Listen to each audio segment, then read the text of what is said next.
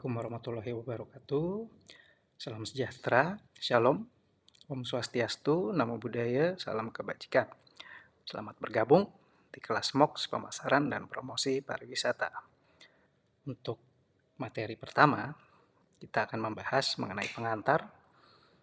Di dalamnya kita akan membahas terkait bagaimana destinasi kita kaitkan dengan brand, terutama terkait dengan proses pemasaran dan promosi pariwisata mengikuti perkembangan dunia pariwisata saat ini. Ketika berbicara mengenai branding, sering sekali pertanyaan yang muncul kemudian, apakah destinasi itu dapat disamakan dengan produk barang dan jasa? Karena kita tahu di dalam dunia pariwisata tentunya bagaimana sebuah destinasi itu dilihat dan ada apa saja di dalamnya adalah sebuah jualan utama di dalam dunia pariwisata. Untuk itu, pada pertemuan pertama ini, capaian pembelajaran yang akan coba kita raih bersama dengan mengikuti pemaparan saya adalah yang pertama, memahami branding destinasi untuk pemasaran. Yang kedua adalah pemahaman mengenai special interest atau niche tourism.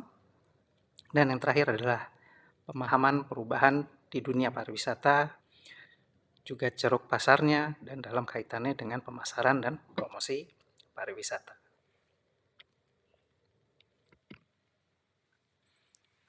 Nah, seperti yang dapat dilihat di sini, bagaimana Indonesia sendiri memiliki branding di dalam dunia pariwisata dengan tagline-nya yaitu Wonderful Indonesia.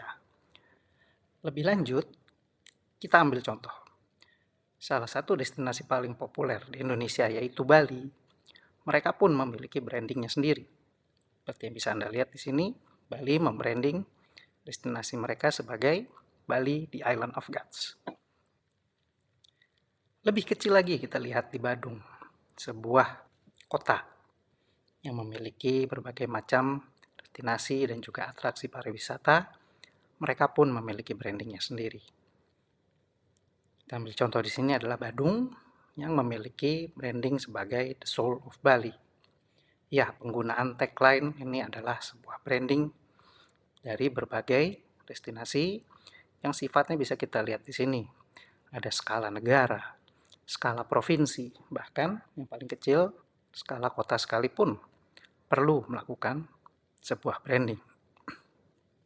Hal ini merupakan logika promosi dan pemasaran yang berlaku umum. Mengapa demikian? Karena seperti halnya tadi barang dan jasa. Destinasi, apalagi saat ini ketika memasuki dunia pariwisata yang mengedepankan special interest dan niche tourism, tentu ada target dan segmentasi pasar yang semakin spesifik. Hal ini kemudian membutuhkan sebuah riset pasar yang semakin kompleks agar bagaimana sebuah destinasi bisa dipasarkan secara maksimal dan tepat sasaran.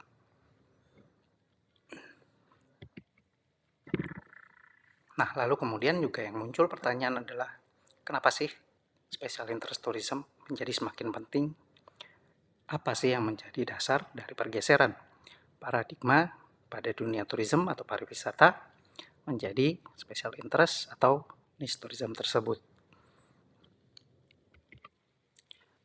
Saya gambarkan sedikit di sini bahwa pada perkembangannya, ketika seseorang atau kelompok melakukan perjalanan, melakukan kegiatan berwisata, apa yang kemudian mereka inginkan, apa yang mereka ingin capai, mereka rasakan di sebuah destinasi, dapat di breakdown kepada 5 poin, ya, yaitu enjoyability, quality, responsible, educational, dan equality. Karena kita tahu bahwa sekarang pada paradigma tourism atau pariwisata tidak hanya mass tourism yang dicapai, tapi kita juga mungkin sering mendengar kata sustainability atau keberlanjutan menjadi goals atau sasaran utama bagaimana sebuah destinasi itu bisa selalu menjaga keindahan alam, mungkin kalau dia sifatnya adalah ekowisata, lalu juga bisa memberikan kesempatan pada masyarakat setempat untuk ikut serta di dalam pengembangan pariwisatanya, atau yang seringkali disebut sebagai community based tourism. Jadi di dalam sebuah paradigma besar, tourism di dalam akarnya, kalau kita melihat pada dalam bagian leisure studies, itu selalu membedakan dua hal, yaitu mass tourism dan niche tourism. Nah, niche tourism berharap bisa mencapai atau mencakup dari 5 poin yang ada di sini: enjoyability, quality, responsible, educational, dan equality. Nah, niche atau special interest sendiri muncul atas minat spesifik dan akhirnya pemikiran, pengalaman atau aktivitas yang seharusnya dapat dilakukan atau bagaimana sih yang pantas dilakukan saat berwisata. Hal ini kemudian niche atau special interest tourism ini meruntuhkan gagasan berwisata adalah sebuah standar sesuai tren. Jadi misalkan seringkali kita lihat kalau dalam tourism harus ada hotel yang standarnya mungkin bintang 4, mungkin bintang 5, tapi kemudian makin ke sini, makin ke arah berkembangnya niche atau special interest, apa yang disebut sebagai standar itu akan menjadi berbeda-beda. Hal ini yang menyebabkan special interest kemudian menjadi semakin berkembang. Namun demikian masih ada masalah ataupun juga hal-hal yang harus diperhatikan lebih lanjut. Karena pembatasan dari sebuah kategori niche atau special interest sendiri belum ada definisi yang pakem. Karena bisa jadi sebuah destinasi memiliki banyak atraksi di dalamnya dan bisa mencakup berbagai aktivitas yang kemudian dari setiap destinasi ingin agar destinasinya memiliki image yang mereka anggap sesuai dengan kategori tertentu. Saya memberikan beberapa contoh di sini seperti yang sudah juga saya perlihatkan sekilas di pembukaan kelas atau perkenalan kelas. Ya, jadi dari UNWTO, dari beberapa ahli memiliki banyak sekali bagian-bagian. Niche tourism itu dibaginya seperti apa sih? Ada yang membagi secara kultural, environmental, rural, urban, dan lainnya. Ada juga yang base-nya adalah nature atau alam, culture, budaya, education, atau juga berbasis hobi. Ya, bahkan di dalam UNWTO sendiri banyak sekali turunannya. Nah, hal yang paling mendasar adalah kegiatan atau atraksi dalam sebuah destinasi bisa saja dia sifatnya tumpang tindih. Jadi brand image apa yang sebenarnya ingin dijual oleh satu destinasi, itulah pentingnya kita memperhatikan apa niche atau special interest yang akan coba dipromosikan.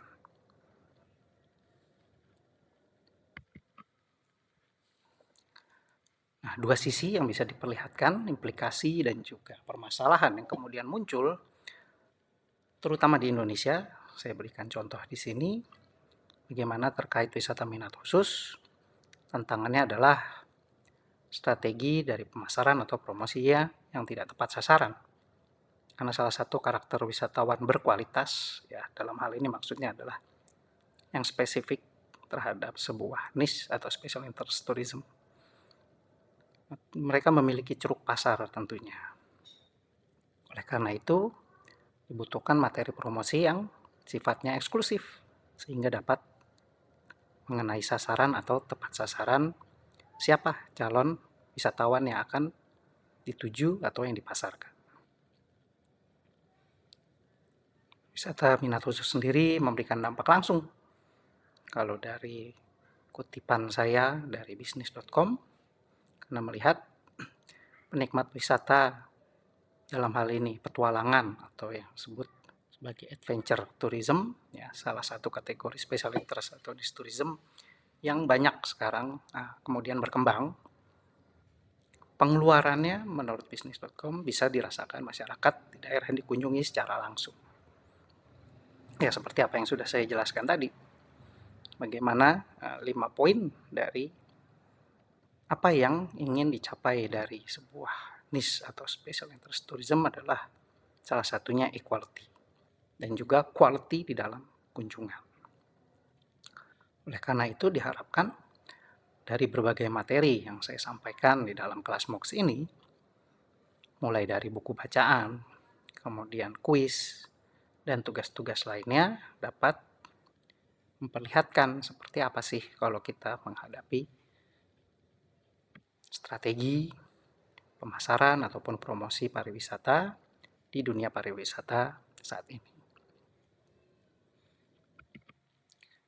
Terakhir, ini ada 2 buku bacaan yang mungkin bisa menunjang selain dari buku bacaan utama yang ada di link di dalam kelas ini.